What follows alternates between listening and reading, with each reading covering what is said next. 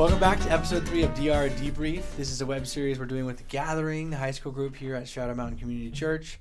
And we are talking to students and leaders that recently went on a missions trip to the Dominican Republic. I'm one of your hosts. Austin Berglaw is my co-host. Hey, folks. How you That's doing? Me. Good. And today we have a very special guest. Goes by the name of Meghan. Meghan, how are you doing today? Pretty good. How are you? I'm great. So what I want to know is a little rundown, a little bit about you. I want to know grade. I want to know how long you've been with The Gathering.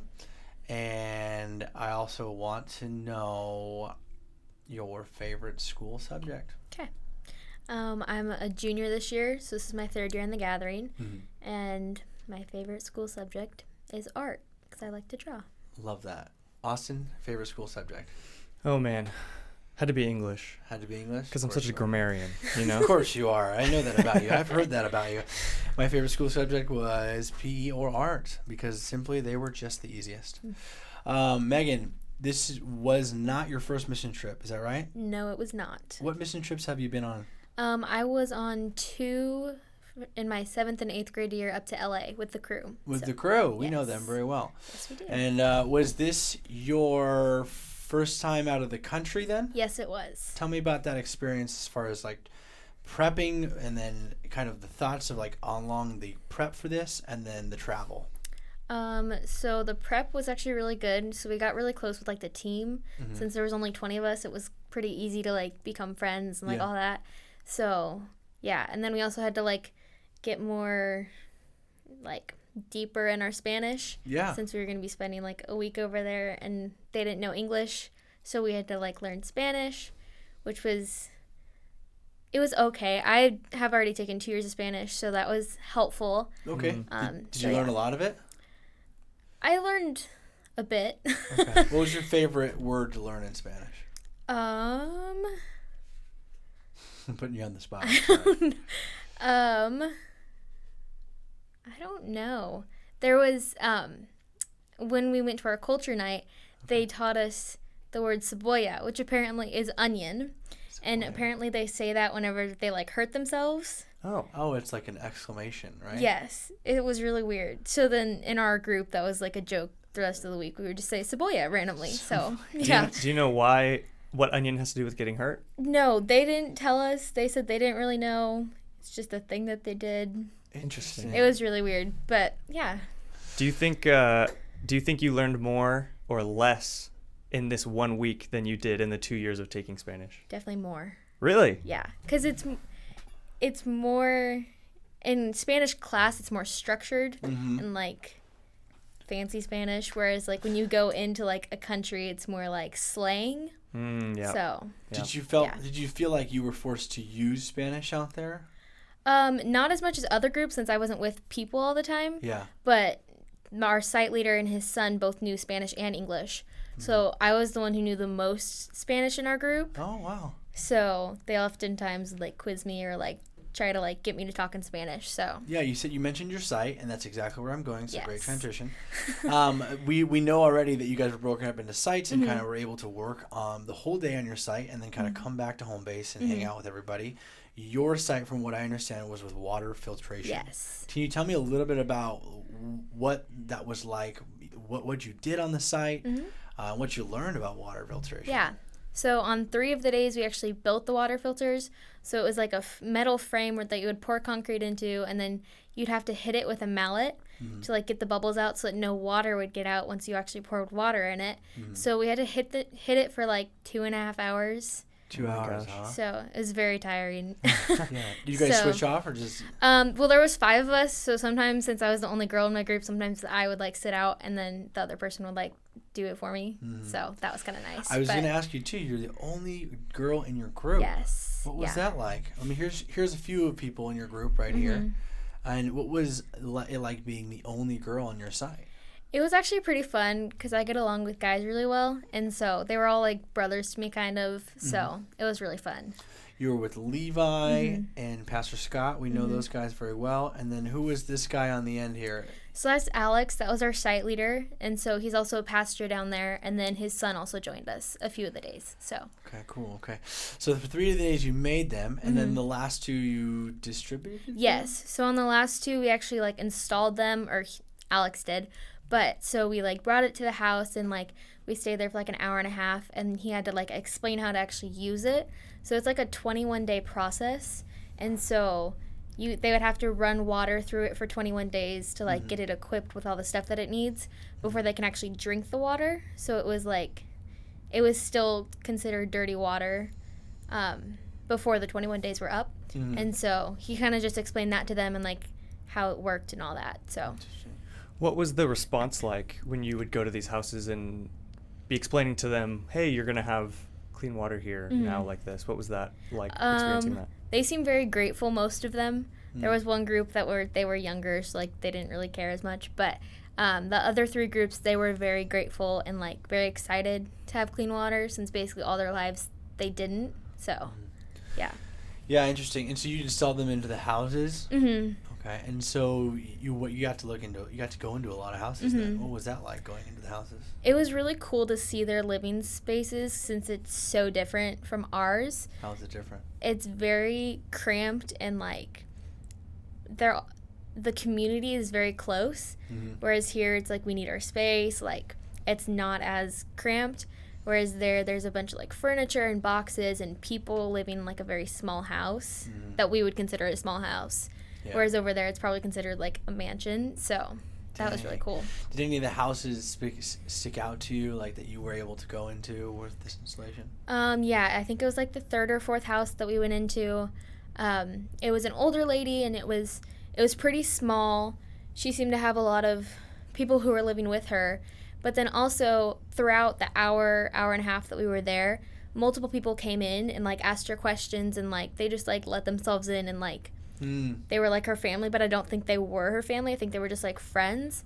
So that was kind of cool to see how like close they were as like a community, because they were just like, they just came into her house and like just wanted to see what was happening. So yeah, Taylor told us a little bit about how different the culture is down there, and we learned that it just is so different from here. What was that like for you, seeing that kind of culture down in the DR? I really enjoyed it, because it's very like family oriented, and like even if you're friends, you're like basically family. So that's really cool, and like you can just come in at any hour of the day and just like hang out and like have coffee or tea or something or food or whatever. It was really cool to see, because I really like that. So yeah. Did you receive that from them too? Yes. They were very welcoming, and like, yeah. That's super awesome. A little bit about, I also know that Alex is the pastor down there, right? Yes. Tell me a little bit about Alex and like your interaction with him, and kind of like how he was to you guys. He was really awesome. He has 2 sons, and so I really liked watching the relationship between him and his sons, because it was like a very cool like friendship almost. But then he was also like, they respected him a lot, and so yeah, and he like never got angry. He was always super calm, and like he was super good with the families that we went into. Yeah. And like even though he didn't know them, he was very friendly, and like he had known them his entire life. So that was really cool. Yeah, it's cool. Yeah, I've heard only good things about Pastor Alex so far, but that's interesting. And also, we talked a little bit too about on these mission trips. We always kind of get into these cool things where we're able to experience things we would never experience before, and also kind of feel like there were things that maybe God was doing in ourselves, or maybe in the situation that we're in. Did any situations like that, or any moments happen like that while you were down there in the DR? Yeah. So while we were down there, whenever we would be going to a different house, Alex had like this pickup truck, and so me and Levi most of the time were riding in the back of it. And so that was kind of cool, because we got like a full view of like this city and like the community and all the people. And so just to like see all of the kids, and there was like this canal that ran through the city that had like super dirty water, and so like being on the water filtration site, it was kind of cool to see like how that water can become super clean water. But it was also really like eye-opening to see the kids just like playing in the dirty canal being like super joyful, whereas back here like kids would not be that joyful to play in like a dirty canal. They'd probably be like, why do I have to do this? So that was really like a God moment where I was like, wow, like we're really blessed where we live. Yeah. You realize that, like, you know, in those moments you're like, hey, I'm super blessed, and like you said, you know, interesting stuff, right? How much they appreciate even the little things down there, you know. Yeah. I've also heard a little bit about Culture Night, which I've heard was really great. Tell me more about what happened at Culture Night. So our Culture Night was one of Alex's friends who they go to his church, and so they had 2 little girls. They were so cute. But so we like went into their house and they were super welcoming. The dad actually wasn't there yet because he was at work still. So he works like most of the day and then come home and sleeps and then wakes up early in the morning and goes back to work. So he came in a little bit later, but we got there. They were super welcoming. They had really good food. It was good. It was like fried salami and then mashed plantains. Fried salami, huh? Yeah. It was actually super good. And then the mashed plantains tasted a lot like mashed potatoes. So it was like a little taste of home, but like in a different way. So that was really good. Well, and so the purpose of Culture Night was to get you guys to see what it's like down in the DR. So you had a little bit of the food that they would normally have there. Yes. What else what happened in that specific? So we kind of just got to like hang out with the family, and like it was really cool to see because they didn't speak any English and we spoke very little Spanish, but like we still communicated with them and like had conversations with them and like discuss different topics with them. And so it was also really cool to see Alex interact with them because it was his friends, and so like we got to see him out of a professional setting in like a friendship more setting. So that was really cool to see too. And I heard you guys were dancing. This photo right here is of you dancing with somebody. Yes, yeah. Who were you dancing with? That's Lydia. Lydia, yeah, so tell me about. I've heard a little bit about Lydia. Tell me about Lydia. I can get that closer to the camera. Go ahead. Yeah, she's pretty crazy. But so she was my partner on that night. So we danced, and yeah, it was a lot of fun. Well, from what I understand, Lydia was a little bit out there. Tell me more about Lydia. Yeah, so she got very into the dancing, and so initially there was only like 4 or 5 guys that were there, and so they chose girls, and then everyone else like paired up with like a friend. And so Lydia paired up with me, and at first she was more reserved, and then eventually she like came out of her shell and just like kind of went crazy, and like I was kind of more reserved and just let her do everything. But we actually got picked for, I think it was the most energetic. So there was like 4 groups who got picked for most energetic, and then we had to dance again to decide between the 4 groups. And so then it came down to 2 groups, and then we had to dance again because they couldn't pick between the 2 groups. This is like America's Next Top I Dance know, Crew. right? What the heck? Yeah, Wow. it was crazy, That's but it quite was a a lot of bracket there. it was a lot of fun. Yeah. And so they taught you how to do a specific dance, right? Yes, so that was the merengue. So that was a lot of fun. So you got to eat a little bit of the food, you got to dance a little bit of the dance, and then I have a picture of some coffee. It looks like. Yes, yeah.